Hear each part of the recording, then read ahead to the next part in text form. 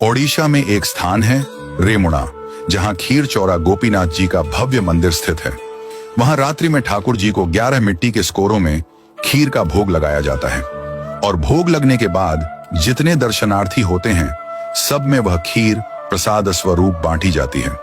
एक दिन की बात है, श्री माधवदास जी वृंदावन के महान संत जगन्नाथपुरी जा रहे थे। रास्ते में रुककर रेमुणा पहुंचे। उन्होंने सुना कि यहाँ गोपीनाथ जी को खीर का भोग लगता है, तो रुक गए, शायद कुछ प्रसाद मिल जाए। रात्रि में ठाकुर जी को शयन का समय हुआ। 11 सकोरों में खीर चढ़ाई गई।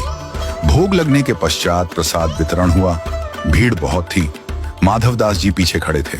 प्रसाद भंटते भंटते माधवदास जी तक पहुंचते पहुंचते खीर समाप्त हो गई। पुजारी ने हाथ जोड़ लिए, बोले, भक्तवर, खीर समाप्त हो गई। माधवदास जी 3 दिन से उपवास में थे, परंतु फिर भी न किसी से बोले, न कुछ मांगा। मन ही मन बोले, हे जगन्नाथ, आप तो जगत के अन्नदाता कहलाते हैं, पर आज आपके द्वार पर आकर भी अन्न नहीं मिला। वे एक वृक्ष के नीचे जाकर बैठ गए, भूखे प्यासे पर मौन शांत भक्त वत्सल भगवान के भरोसे।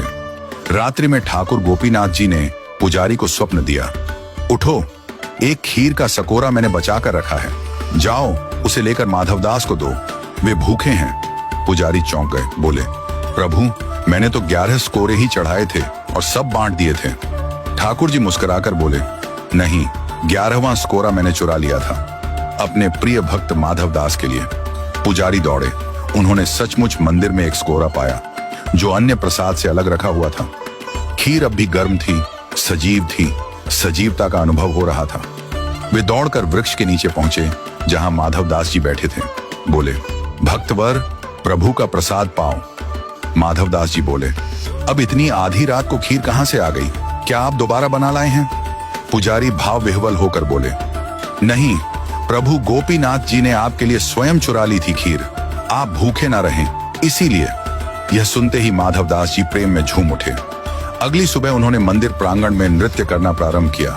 बोल उठे, वाह मेरे ठाकुर, दूसरे भगवानों को लोग चढ़ाते हैं, लेकिन मेरे ठाकुर जी तो चुराते हैं अपने भक्तों के लिए। ये तो खीर चौरा है, खीर चुराने वाले गोपीनाथ, और तभी से गोपीनाथ जी का नाम हो गया, खीर चौरा गोपीनाथ। आज भी रेमुणा में रात को ठाकुर जी को खीर का भोग लगता है और उनकी वह प्रेममयी लीला सजीव रूप में याद की जाती है। भगवान कभी कभी भक्त के लिए चोर भी बन जाते हैं, क्योंकि उनका धर्म है भक्तों का रक्षक बनना। जो मांगते नहीं वो पाते हैं ठाकुर जी की सबसे गहरी कृपा। बोलिए भगवान जगन्नाथ जी की जय, संत माधवदास जी की जय। जय जय श्री राम।